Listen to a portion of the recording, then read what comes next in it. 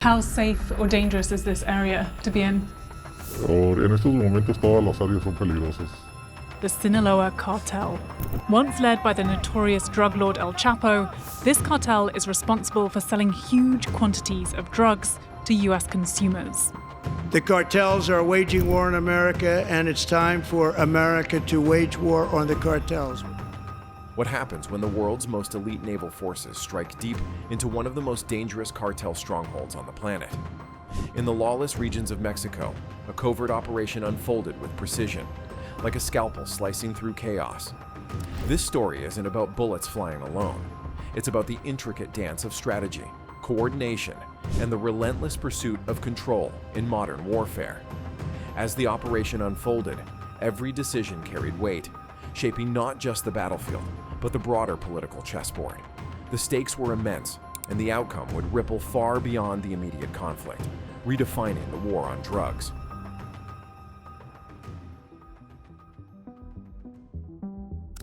Cartels in Mexico began as small, localized groups focused on smuggling drugs across the border into the United States.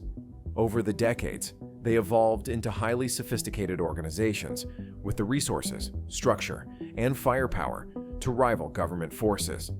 Building on their early successes, these groups soon transformed into global criminal enterprises, making them one of the most serious threats to national security in North America. Today, cartels traffic more than drugs. They exercise control over entire regions, leveraging violence, corruption, and fear to maintain dominance. In many parts of Mexico, they operate as de facto governments, funding and executing operations that legitimize their rule while destabilizing state authority. Cartels have continually adapted to changing threats by employing advanced technology and innovative tactics. For example, their use of stealth submarines, or narco-subs, highlights their ingenuity. These vessels, designed for single missions, are barely visible above the waterline and can transport vast quantities of drugs undetected by standard maritime patrols. Similarly, drones are used for real-time aerial reconnaissance, making surprise raids by security forces nearly impossible. Encrypted communication networks further complicate efforts to combat them. In one case, the Los Zetas cartel kidnapped engineers to build a self-contained cellular network, ensuring their messages remain secure and free from interception. These examples illustrate how cartels pair technological advancements with strategic planning to stay ahead of law enforcement. Their ability to pivot after every government crackdown has only strengthened their power. When one tactic is neutralized, they quickly shift to another. High-speed go-fast boats, capable of reaching speeds up to 80 miles per hour, are often deployed for quick crossings over waterways. In other cases, low-profile vessels that blend into their surroundings are used to evade detection. These innovations demonstrate how cartels consistently invest in staying one step ahead of authorities, combining brute force with calculated strategy. The economic scale of their operations is staggering. The cocaine trade alone generates revenues in the tens of billions of dollars annually, fueling a global network of crime. For context, the United Nations estimated that in 1 year, cartels earned over $32 billion from cocaine trafficking alone. This immense revenue not only funds their arsenals and personnel, but also enables them to bribe officials at every level of government. A disrupted shipment is merely a temporary setback, as their financial resilience allows them to shift focus or apply pressure in other regions. This adaptability ensures their operations remain largely unaffected by law enforcement actions, underscoring the depth of their influence.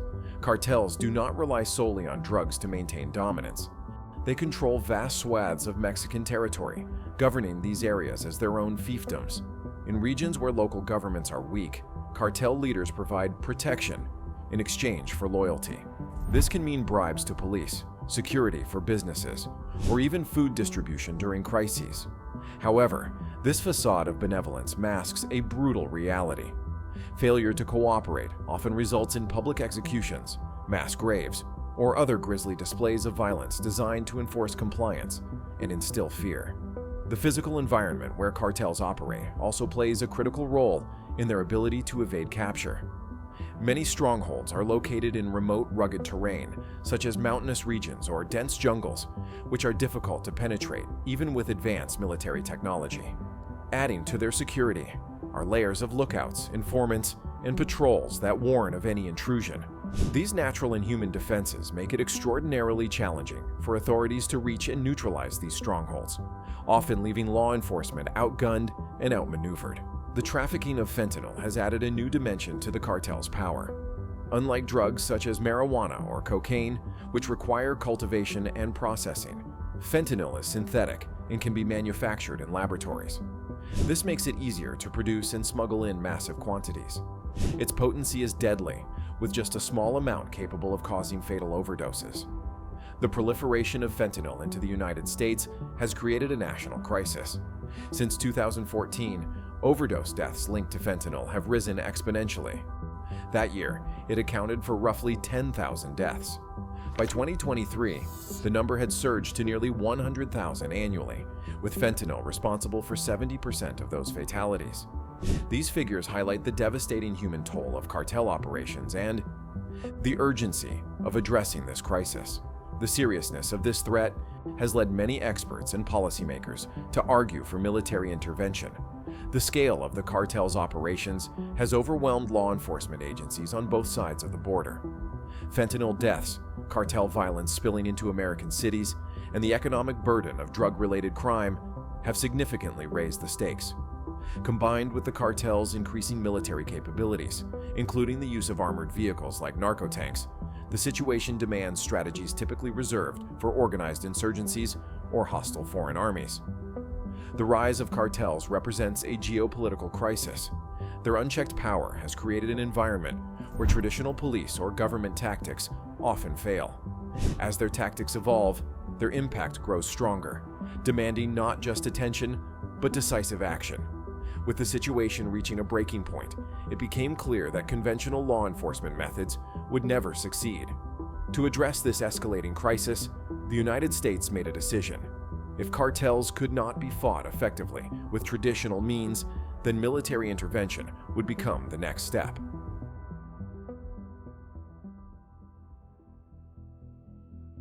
What gives the United States military the legal authority to strike cartel targets in a foreign country, like Mexico?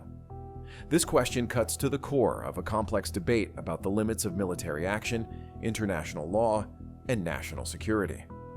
Title 50 of the U.S. Code provides a legal framework that allows the president to authorize covert military operations without declaring war or securing the host country's approval.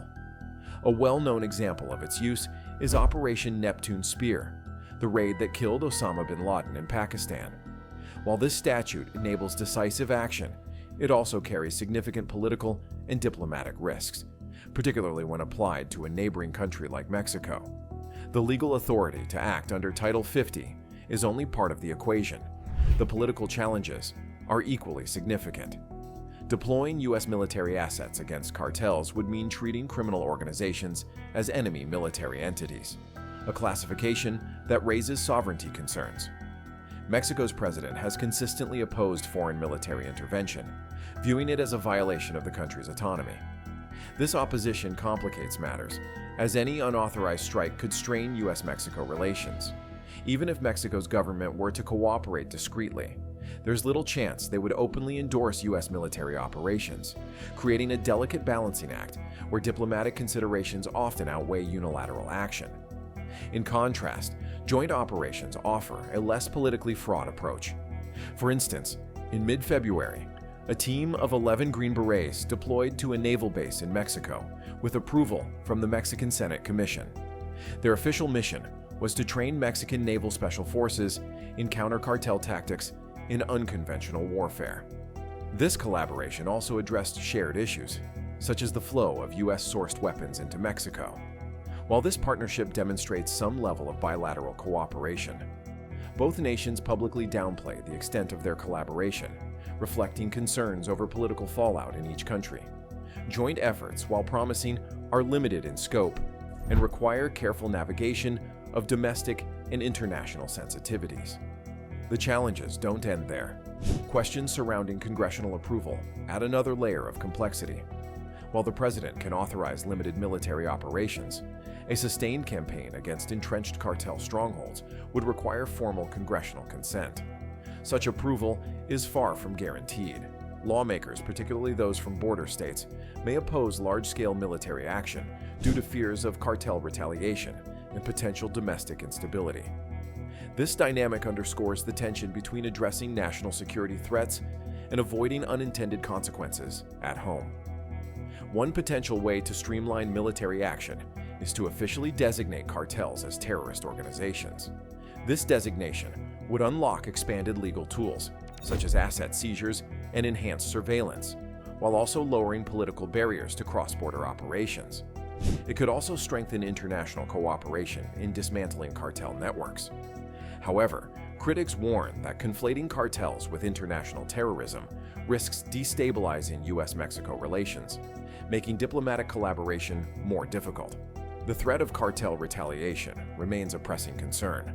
Cartels have demonstrated their ability to operate beyond Mexico's borders, and military strikes could provoke them to target U.S. cities or critical infrastructure. This might include cyber attacks or disruptions to power grids. Additionally, cartels could escalate violence within Mexico, targeting officials, civilians, or businesses seen as collaborating with U.S. forces. These risks highlight the potential for military intervention to exacerbate an already volatile situation. While unilateral strikes may evoke comparisons to high-profile operations like Neptune's Spear, Mexico presents a unique and far more complex geopolitical landscape. Unlike Al-Qaeda, cartels are deeply embedded in Mexico's societal and economic fabric. Securing the Mexican government's cooperation, or at least its tacit approval, would significantly enhance the chances of success. In practice, there have been signs of deeper coordination. U.S. surveillance has provided intelligence for joint Mexican law enforcement raids, offering a model for collaborative efforts.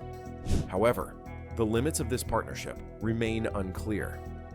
Mexico's Defense Secretary, Luis Crescencio Sandoval, noted that U.S. espionage activities might exceed authorized boundaries, stating, "We cannot rule espionage out because we don't know what they're doing."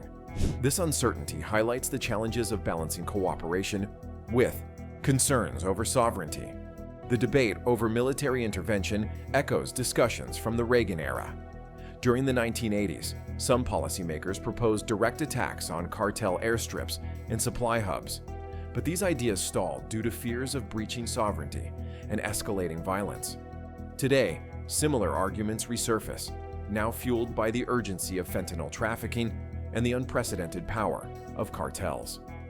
Policymakers must weigh the need to protect American lives against the risk of destabilizing Mexico and worsening the crisis. Despite these challenges, joint intelligence sharing efforts have shown promise. U.S. drone surveillance, combined with Mexican law enforcement operations, has disrupted several high-value smuggling routes. These efforts expose weaknesses in cartel networks and demonstrate the potential of collaborative strategies. Furthermore, the deployment of teams like the Green Berets, even in advisory roles, signals a willingness on both sides to explore new approaches to this shared threat. The legal, political, and diplomatic dimensions of this issue underscore the fine line between national security and international cooperation. Future military action against cartels will hinge on navigating these challenges while minimizing collateral damage. The groundwork laid by intelligence sharing operations provides a foundation for more decisive measures, but whether this collaboration evolves or stalls will depend on the ability to balance competing priorities. Infiltrating a cartel stronghold protected by heavily armed criminals and advanced surveillance systems requires meticulous preparation. The mission to dismantle one of these strongholds began with intensive intelligence gathering efforts, utilizing cutting-edge tools in modern warfare. High-altitude reconnaissance aircraft like the U-2 spy plane and advanced drones played pivotal roles. Operating at 70,000 feet, the U-2's long loitering time allowed it to survey cartel territory undetected, while its synthetic aperture radar and multispectral imaging cameras identified hidden drug labs and activity patterns. Drones, equipped with electro-optical and infrared sensors, complemented this effort by offering real-time, detailed images of cartel movements, defensive positions, and infrastructure. Together, these tools provided a comprehensive picture of cartel operations. This multi-layered surveillance approach faced significant challenges. Rugged terrain and the cartel's sophisticated counter-surveillance systems, including networks of lookouts and commercial drones, made undetected entry into their regions exceptionally difficult. Any anomaly, such as an unfamiliar aircraft or reconnaissance team, risked immediate detection. In one instance, drones detected a hidden airstrip used for smuggling operations, but accessing the area required bypassing heavily monitored zones. To outmaneuver these defenses, the CIA expanded its drone operations, using real-time intelligence to guide subsequent actions. These efforts ensured that every move was calculated and minimized the risk of exposure. Cooperation between the US and Mexico was crucial during the planning phase. Joint training missions between American and Mexican special forces enhanced operational readiness and built trust between the two nations. The U.S. 7th Special Forces Group worked closely with Mexican Naval Special Forces, providing instruction on counter-narcotics operations and unconventional warfare tactics. Intelligence sharing also played a key role, particularly on trafficking routes and weapons smuggling. With an estimated 250,000 weapons trafficked from the U.S. to Mexico annually, accounting for 70% of firearms used in cartel-related crimes, both nations recognized the importance of tighter coordination. These joint efforts laid the groundwork for a highly synchronized military strike. Predicting cartel movements required advanced tools beyond traditional surveillance. The Joint Interagency Task Force South, JATF South, utilized AI to analyze smuggling patterns and anticipate cartel activity. By processing satellite imagery and historical data, AI pinpointed high-traffic routes for fentanyl and cocaine smuggling. For example, one analysis revealed a previously overlooked corridor in a mountainous region, allowing commanders to deploy air and naval assets strategically to intercept shipments. This integration of AI reduced uncertainty and provided actionable insights, ensuring resources were allocated efficiently. The logistical aspects of the operation were equally complex. Long-term missions in hostile environments demanded precise planning to maintain a steady flow of supplies. Teams pre-stage critical resources, food, medical kits, ammunition, and spare equipment at strategic locations along the border. Relying solely on air resupply wasn't feasible due to the cartel's arsenal, including anti-aircraft weaponry capable of targeting low-flying helicopters. Instead, secure land routes into Mexico became essential. Mexican officials provided clearance and intelligence to limit exposure to ambushes. But even with these measures, maintaining supply lines remained a constant challenge. The planners understood that without reliable logistics, prolonged missions would be unsustainable. Once aerial reconnaissance pinpointed the target, ground operations began their coordinated move. Balancing operational secrecy with international diplomacy was critical. While Mexican government approval granted access to certain areas, not all strongholds could be approached without risking detection. To mitigate this, American cyber operations focused on intercepting encrypted cartel communications. Years of effort had uncovered patterns in how cartels shared operational data. By exploiting these vulnerabilities, strike teams ensured their plans remained undiscovered until their operation was underway.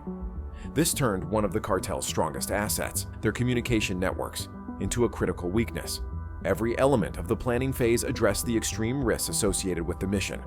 The Cartel Stronghold was considered virtually impenetrable, not only because of its geographic isolation, but also due to layered defenses like booby traps, heavily armed patrols, and fortified structures. Satellite imagery confirmed limited entry points, requiring a precision approach to avoid bottlenecks or prolonged firefights. Reconnaissance teams operated under extreme caution, mapping potential routes weeks in advance to minimize exposure. These efforts ensured that the assault force had the most detailed data possible. As the intelligence and logistics came together, the mission demanded flawless precision. Speed, surprise, and overwhelming force were essential to avoid prolonged combat in cartel-controlled territory. The operational teams synchronized their movements with air support, ground vehicles, and a mobile command center. Success meant crippling one of the most dangerous cartels in the Western Hemisphere, while failure would jeopardize US-Mexico collaboration and embolden cartel operations. Ultimately, the planning phase set the stage for the high-stakes operation. By combining multi-layered reconnaissance, advanced technology like AI, and meticulous logistical coordination, The strike teams ensured they were prepared for the challenges ahead. Every detail had been accounted for, leaving nothing to chance. What remained was the execution, a mission that would demand everything from the special forces involved. The insertion of U.S. Navy Special Forces into the Cartel Stronghold began under the cover of darkness. Helicopters, modified for reduced noise, skimmed low over rugged terrain to avoid detection by cartel surveillance. The landing zone, chosen for its dense vegetation and natural cover, lay 2 kilometers from the stronghold's core. As the team disembarked, the oppressive silence of the jungle was broken only by the muffled rustle of movement. Equipped with night vision, they advanced with calculated precision, their training ensuring the element of surprise remained intact. The environment was unforgiving. The stronghold, nestled deep in mountainous terrain, was a fortress of natural and man-made defenses. Lookouts perched on ridges and narrow pathways rigged with improvised explosive devices created a gauntlet of danger. Every step forward was deliberate, the team using metal detectors to sweep for traps, while hand signals replaced radios to preserve stealth. The tension was palpable, each operator acutely aware that one misstep could unravel the mission. As they neared the perimeter, the team's months of reconnaissance paid off. Rather than engaging the heavily guarded main entry points, they exploited a weak spot in the defenses. Breaching charges silently dismantled reinforced doors, allowing the team to infiltrate without raising alarms. Inside, they moved with practiced efficiency, clearing structures room by room. The muffled thud of boots on concrete and the occasional crackle of suppressed gunfire underscored the high stakes of the operation. Moments later, chaos erupted. The team encountered fierce resistance near a central compound identified as the cartel's command center. Automatic weapons fire echoed through the stronghold as cartel fighters defended entrenched positions. Smoke grenades filled the air, obscuring visibility, while flashbangs disoriented defenders behind cover. The operators, leveraging superior coordination and training, advanced steadily. Each movement was deliberate, each shot precise, as they secured their objectives under mounting pressure. Inside the compound, the focus shifted to intelligence gathering. Rooms filled with cartel documents, encrypted laptops, and communication devices were methodically secured. Intelligence officers embedded with the team worked swiftly, extracting data that could unravel the cartel's operations. Files on smuggling routes, financial transactions, and key operatives were prioritized for analysis. The significance of this effort was clear. Every piece of intelligence represented a step toward dismantling the cartel's network. The operation's intensity peaked with the capture of a high-value target. Real-time drone feeds guided the team to a fortified building within the compound. Explosives breached the outer defenses, and a brutal firefight ensued. The cartel fighters, knowing the stakes, resisted fiercely. The confined space amplified every sound, the sharp crack of gunfire, the shouts of commands, the heavy thud of boots. After 15 grueling minutes, the operator secured the target, who was discovered hiding in a concealed panic room. The mission demanded constant adaptation.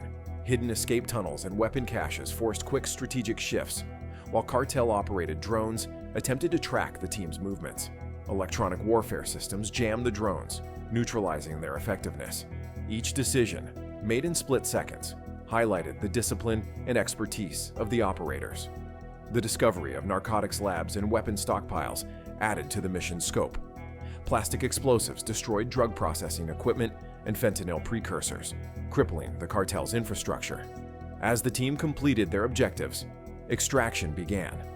Helicopters arrived at the exfiltration point under protective fire from air assets. The operation, lasting under 2 hours, prioritized speed to minimize risk. Overhead drones tracked cartel reinforcements, but precision airstrikes neutralized the threat. The team returned without casualties, a testament to their preparation and execution. The raid's success reverberated beyond the immediate operation. The captured intelligence and high-value target disrupted the cartel's leadership and operations, triggering chaos within the organization. Smuggling routes collapsed, exposing smaller cells to law enforcement. This mission proved that even the most fortified cartel territories were vulnerable, setting a precedent for future operations. The success of the raid extended well beyond its immediate tactical achievements. By dismantling a key stronghold and capturing a high-value cartel leader, The operation disrupted the cartel's leadership structure, leaving lower-ranking members scrambling to reassert control. Smuggling routes critical to the cartel's drug trade were paralyzed, forcing rerouting that exposed new vulnerabilities to law enforcement. Financial networks used to launder drug profits were also compromised, with significant cartel funds seized during the raid. This destabilization created a ripple effect, weakening the cartel's ability to recover in the short term. In the weeks following the raid, law enforcement agencies on both sides of the US-Mexico border observed a temporary decline in trafficking activity. Fentanyl and cocaine flows slowed as the cartel reorganized, leading to fewer narcotics entering US markets. In some areas, this resulted in a measurable drop in overdose rates. Cartel turf wars, often fueled by competition over smuggling routes, also paused briefly. With leadership in disarray and communication disrupted, rival factions hesitated to escalate conflicts. For communities plagued by violence and drug trafficking, this temporary lull offered rare, albeit fleeting, relief. The operation's success underscored the importance of international cooperation and intelligence sharing in combating transnational criminal organizations. Historically, US-Mexico relations in this area have been strained by mistrust, but this operation demonstrated the effectiveness of joint efforts. Intelligence sharing played a pivotal role, particularly in tracking weapons smuggling from the US into Mexico. Experts estimate that 70% of firearms used by cartels originate in the United States, emphasizing the need for cross-border collaboration.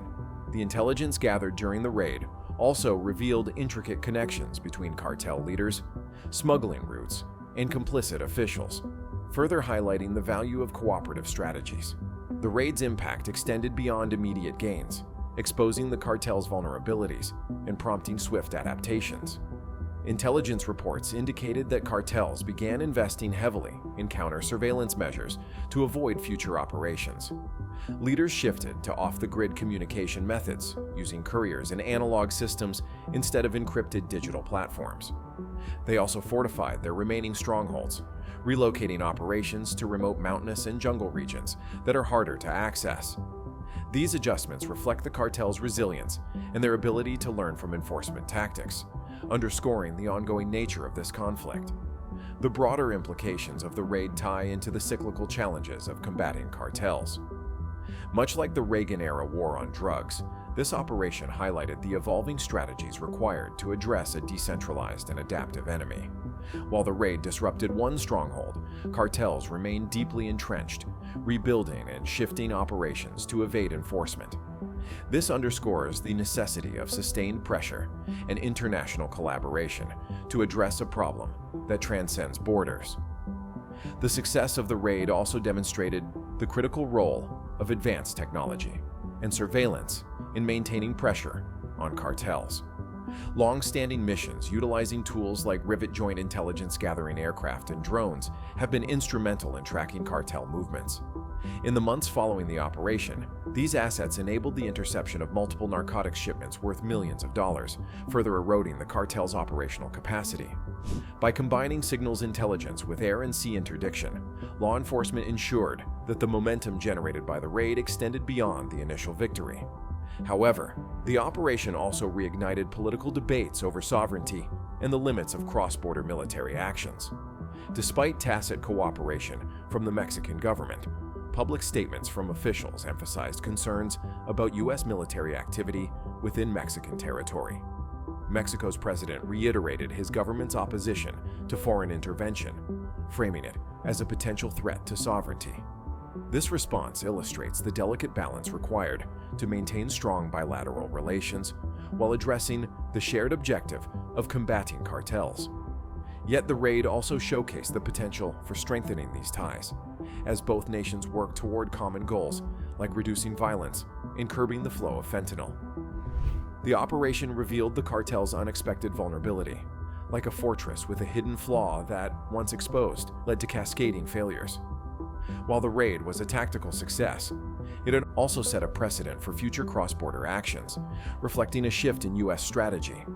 By employing advanced military technology, precision strikes, and intelligence-driven operations, the U.S. has established a framework for targeting cartels as national security threats. This approach moves beyond arrests, focusing instead on the long-term degradation of cartel infrastructure. Ultimately, the raid stands as a milestone in the fight against cartels, demonstrating what is possible through meticulous planning, technological superiority, and international partnerships. It delivered a critical blow to a powerful cartel, disrupted drug trafficking networks, and provided valuable intelligence for future efforts. Yet it also highlighted the enduring challenges of combating an adaptive enemy while navigating political sensitivities. Though the fight is far from over, operations like this offer a roadmap for diminishing cartel influence and fostering greater cooperation in the ongoing battle against transnational crime. The fight against cartels is one of the most complex challenges in modern security, testing military strategy, intelligence technology, and international cooperation. Advanced tools like drones and AI help nations stay ahead, while alliances ensure resources and intelligence are shared efficiently. Yet cartels adapt quickly, exploiting weaknesses and innovating in response. This raises a pressing question. In an era of rapid technological change and shifting alliances, can targeted military action truly resolve the conflict with these shadowy networks? Reflect on the balance between military might and diplomacy in the comments, and subscribe for more in-depth examinations of global security challenges.